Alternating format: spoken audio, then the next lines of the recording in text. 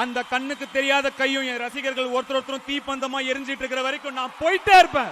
நீங்க சும்மா ஒரு 4 வதந்திய பரப்பி இத காலி பண்ணிடணும்னு நினைச்சா ஒரு செங்கலை கூட ஆட்ட முடியாது.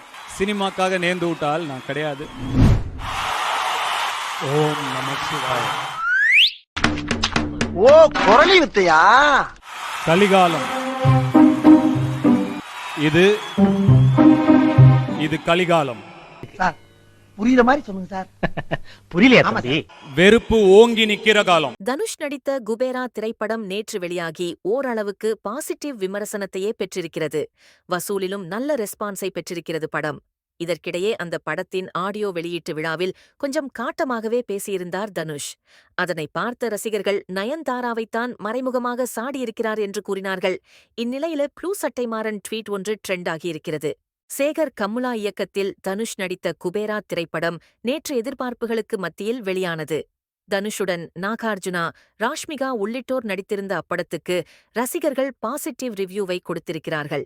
முக்கியமாக தனுஷின் நடிப்பை பார்த்து கொண்டாடி வரும் அவர்கள் கண்டிப்பாக தேசிய விருது உறுதி என்ற இப்போதே ஆரூடம் கூற ஆரம்பித்திருப்பதும் குறிப்பிடத்தக்கது. பெரும்பாலான படங்களை கழுவி ஊற்றும் ப்ளூ சட்டை மாறன் கூட இந்த படத்தின் விமர்சனத்தில் கொஞ்சம் அடக்கியே வாசித்திருக்கிறார். அதனை பார்த்து பலரும் ஆச்சரியம்தான் பட்டார்கள். விமர்சன ரீதியாக இப்படி நல்ல பாதையில் போய்க் கொண்டிருக்கும் படமானது வசூலிலும் டீசன்ட் நம்பர்ஸை பெற்றிருக்கிறது.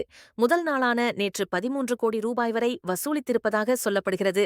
இதற்கிடையே குபேரா படத்தின் ஆடியோ வெளியீட்டு விழாவில் பேசிய தனுஷ் தனக்கு எதிராக வதந்தி பரப்புபவர்கள், நெகட்டிவிட்டி பரப்புபவர்களால் ஒரு செங்கல்லை கூட ஆட்ட முடியாது என காட்டமாக பேசியிருந்தார். அவரது பேச்சை பார்த்த ரசிகர்கள் நயன்தாரா, சுசித்ரா உள்ளிட்டோரைத்தான் மறைமுகமாக தாக்கியிருக்கிறார் என்று கணிக்க ஆரம்பித்தார்கள். இந்நிலையில ப்ளூ சட்டை மாறன் போட்டிருக்கும் ட்வீட் ஒன்று ட்ரெண்ட் ஆகியிருக்கிறது.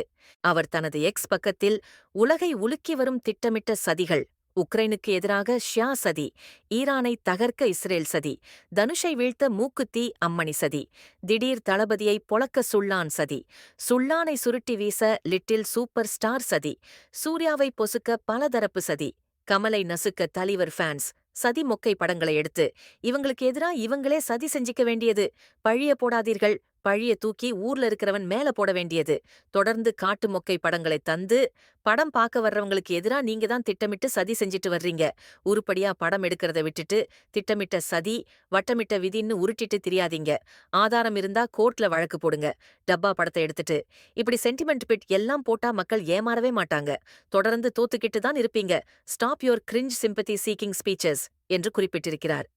முன்னதாக நயன்தாராவுக்கும் தனுஷுக்கும் இடையே ஆவண பட விவகாரத்தில் மோதல் உருவானது.